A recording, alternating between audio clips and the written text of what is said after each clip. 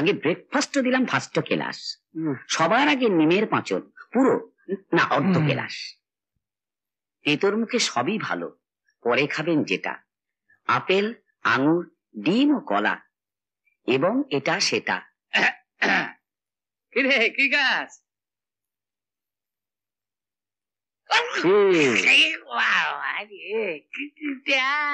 কি সুখে যে আছে তেতো খেয়ে। যাকে সাত সকালে কি মনে করে, কি ব্যাপার? আরে ভাই, আমার দেশের দুধ, মগাই পান, সুন্দরবনের মধু, মুরগির ঠ্যাং সব ভাত হইয়া গেল। হঠাৎ? আর কেন, ছেলে বলছে বয়স হয়েছে, সেবা যত্নের দরকার। সে তো আমাদের প্রত্যেকেরই দরকার।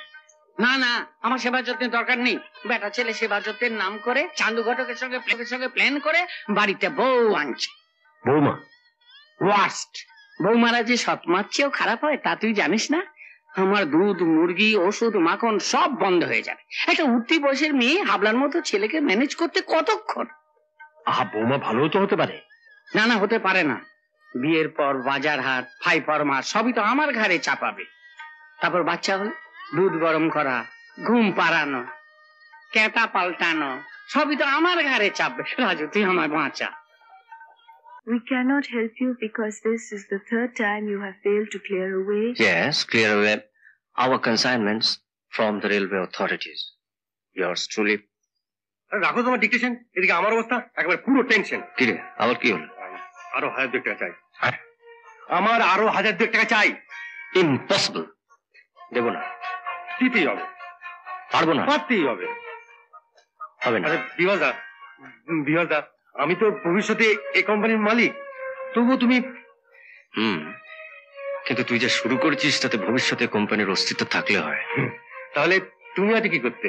আচ্ছা, সবাই জানে যে লাহারি এন্টারপ্রাইজ মানেই বিভাস দা। ঠিক আছে, বুঝেছি। আচ্ছা, কি আছে বলতো তোর মধ্যে? কিছু তো তোকে ফেরাতে পারে না।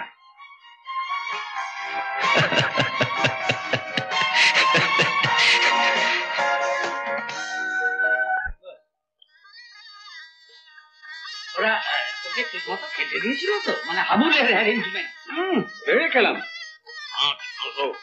পোলাও, মিষ্টি, ice cream Sandesh, fish fry, cutlet এবং ডিমের টেবিল। টেবিল, ওরা সব টেবিল।